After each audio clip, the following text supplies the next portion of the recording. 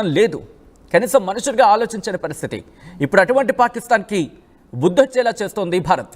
మా ప్రతినిధి మధు అప్డేట్స్ అందించేందుకు సిద్ధంగా ఉన్నారు. మధు, ఇటు చీనాబ్కి సంబంధించి బాగ్లిహార్ డ్యామ్లు కూడా మూసేసింది భారత్. ఇప్పుడు ఎటువంటి ఇక్కట్లు ఎదుర్కోబోతోంది పాకిస్తాన్, మరి ముఖ్యంగా పంజాబ్ కేంద్రంగా? ఎగ్జాక్ట్ ఆల్రెడీ సమ్మర్ కొరత ఉంటుంది, జనరల్ గా వాటర్ పైన ఎక్కువ ఆధారపడాల్సినటువంటి సిచ్యువేషన్ ఉంటుంది. ఆల్రెడీ సింధు సంబంధించినటువంటి ఒప్పందం రద్దు చేసుకోవడంతో వారికి నీటి కొరత ఏర్పడేటువంటి అవకాశం ఉంది. 80% పైగా పాకిస్తాన్ పూర్తిగా సింధు నది జలాల పైన ఆధారపడి ఉంటుంది. ఇప్పుడు చీనాకు సంబంధించినటువంటి నీటి విడుదల కూడా ఆపు చేయడంతో చాలా పెద్ద ఎత్తున నీటి సమస్య, నీటి ఎద్దడిని పాకిస్తాన్ ఎదుర్కొనేటువంటి సిచ్యువేషన్ చాలా స్పష్టంగా కనిపిస్తా ఉంది. గతంలో చెప్పినట్టుగానే ఫ్యూచర్ లో కరెక్ట్ గా 2 నుంచి 3 నెలల వ్యవధి కాలంలో పాకిస్తాన్ లో ఉన్నటువంటి ప్రజలే అక్కడ ఉన్నటువంటి ప్రభుత్వం పైన, ఆర్మీ పైన తిరుగుబాటు చేసేటువంటి సిచ్యువేషన్ ని పాకిస్తాన్ చూడబోతా ఉంది. ఇది చాలా వ్యూహాత్మకమైనటువంటి భారత్ అడుగు. ఎక్కడ కూడా ఒక బుల్లెట్ పేల్చకుండానే పాకిస్తాన్ ని నిర్వీర్యం చేసేలాగా, పాకిస్తాన్ విలవిలలాడిపోయేలాంటి సిచ్యువేషన్, పాకిస్తాన్ లోనే ఒక అంతర్యుద్ధం వచ్చేలాంటి సిచ్యువేషన్ ని ప్రస్తుతం భారత్ వ్యూహాత్మకంగా అమలు చేయబోతా ఉన్నట్టు చాలా స్పష్టంగా కనిపిస్తా ఉంది ఈ నిర్ణయాలతో. ఇంకా కూడా వాస్తవానికి చెప్పాలంటే ఇప్పటికి కూడా పాకిస్తాన్ పైన యుద్ధం అనేటువంటి అంశం పైన సన్నద్ధం అవుతున్నప్పటికీ కూడా భారత్ ఎక్కడా కూడా ఓపెన్ స్టేట్మెంట్ చేయట్లేదు. ఉగ్రవాదులను మాత్రమే తుదముట్టిస్తామనేటువంటి స్టేట్మెంట్ ఇటు మోదీ, ఇటు అమిత్ షా ఇద్దరు మాత్రమే చేశారు. నిన్న నేవీకి సంబంధించి త్రిశూల వ్యూహం, త్రివిధ దళాలకు సంబంధించి గాల్లో, నీటిలో, నీటి లోపల అనేటువంటి ఒక స్టేట్మెంట్ మాత్రమే నేవీ చేసింది అఫీషియల్ గా. కానీ ఇంకా ఎవరు కూడా అఫీషియల్ స్టేట్మెంట్ చేయలేదు, యుద్ధం ప్రకటిస్తున్నాం అనేటువంటిది. దీంతో ఇప్పటికే పాకిస్తాన్ విలవిలలాడిపోతా ఉంది. ఇప్పటికే ఎగుమతులు, పాకిస్తాన్ కి సంబంధించినటువంటి పౌరులు ఎవరైతే భారతదేశంలో ఉన్నారో వీసాల పైన వివిధ కారణాలతో వాళ్ళందరినీ తిరిగి పంపించడం, పాకిస్తాన్ లో ఉన్నటువంటి భారతీయుల్ని తిరిగి రప్పించడం, ఈ స్టేట్మెంట్స్ తో పాకిస్తాన్ పైన ఒక వ్యూహాత్మకమైన దాడి నిర్వహిస్తున్నటువంటి భారత్, ఇది మరొక వ్యూహాత్మకమైనటువంటి దాడి. ఎగ్జాక్ట్ గా 2 నుంచి 3 నెలల్లో పాకిస్తాన్ లో నీటి ఎద్దడి ఉండే అవకాశం ఉంది. తాగునీరుకు కట్టకట్ట పరిస్థితి పాకిస్తాన్ ఎదుర్కోబోతా ఉంది. ఇవన్నింటినీ ఫేస్ చేయడం అంత ఈజీ కాదు, ఎందుకంటే వీటన్నిటితో ప్రభుత్వం పైన, పాకిస్తాన్ ఆర్మీ పైన ప్రజలు తిరుగుబాటు చేసే పరిస్థితి చాలా దగ్గరలోనే ఉంది. సో ఇది భారత్ చేయబోతున్నటువంటి మరొక వ్యూహాత్మకమైనటువంటి దాడిగా చూడాల్సినటువంటి అవసరం ఉంది. అయితే ప్రపంచ దేశాల కొన్ని ఒత్తిడి చేసే ప్రయత్నం చేసే ప్లాన్ లో పాకిస్తాన్ ఉంది. అది కూడా ముస్లిం దేశాలతో కాస్త ఒత్తిడి చేపించే ప్రయత్నం చేస్తా ఉన్నారు, అణుబాంబులని అవి అని. కానీ వాటిని కూడా పక్కలోకి పెట్టి అసలు ఒక్క బుల్లెట్ ను వాడకుండానే పాకిస్తాన్ పైన ఈ రీతి యుద్ధం చేస్తున్నటువంటి ఒక వ్యూహాత్మకమైనటువంటి దాడి మొదటిసారి ప్రపంచం చూస్తా ఉంది. అంటే బుల్లెట్ వాడకుండా కూడా ఈ రకంగా దాదాపు 80 to 90% యుద్ధం ఈ రకంగా చేయొచ్చా అనేటువంటిది భారత్ ద్వారా తెలిసే ప్రయత్నం చేస్తా ఉన్నారు. అందులో భాగంగానే ఇది ఈ నీటిని కూడా ఆపిదల చేయడం వెనుక అనేటువంటి వ్యూహం. మరి ఇటువంటి సందర్భం, ఎందుకంటే ఇప్పటికే ఇండస్ నది వాటర్ ట్రీటీకి సంబంధించిన నేపథ్యంలో పూర్తిగా దాన్ని ఒప్పందానికి సంబంధించి పూర్తిగా హోల్డ్లో ఉంచిన పరిస్థితి చూసాం. సో ఇటువంటి క్రమంలో ఒకవేళ ఇంకా స్ట్రిక్ట్గా వెళ్లే అవకాశం ఉంది కాబట్టి పుష్కలంగా పాకిస్తాన్కి ఆల్టర్నేటివ్ ఏంటి? ఎందుకంటే నీరు దొరకకపోతే కనుక అక్కడ ఇంకా కనీసం మనుగడ సాధ్యం కాదు. సో చైనా ఏమైనా హెల్ప్ చేసే అవకాశం ఉందా? ఎందుకంటే ఆ పైన ఎక్కడో ఉంది, వాళ్ళకి అక్కడ వాటర్కి సంబంధించి దిక్కు లేదు.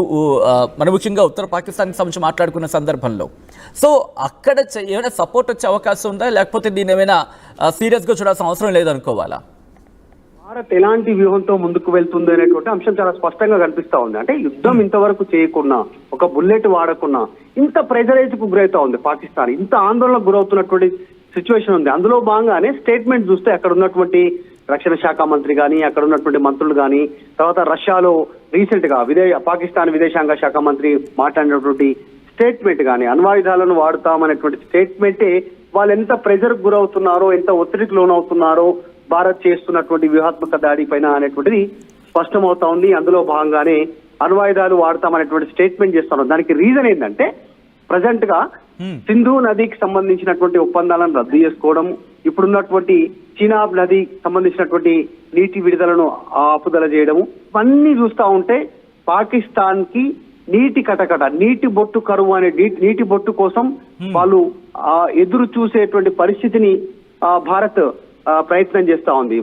దానికి సంబంధించినటువంటి ఆ ప్రయత్నాల్లో ఉంది. అంటే ఇలాంటి దాడి చేయకుండానే దాదాపు దారిలోకి వచ్చేటువంటి పరిస్థితి, ఎందుకంటే ఫ్యూచర్ లో ప్రపంచ దేశాలన్నీ కూడా అసలు ఉగ్రవాదం పైన దాడి ప్రకటించిన నేపథ్యంలో వీళ్ళు ఉగ్రవాదానికి మద్దతు తెలుపుతున్నటువంటి సిచ్యువేషన్ ఉంది. సో దాంట్లో నుంచి బయటికి రావాల్సిన అవసరం పాకిస్తాన్కి ఎంతైనా ఉంది.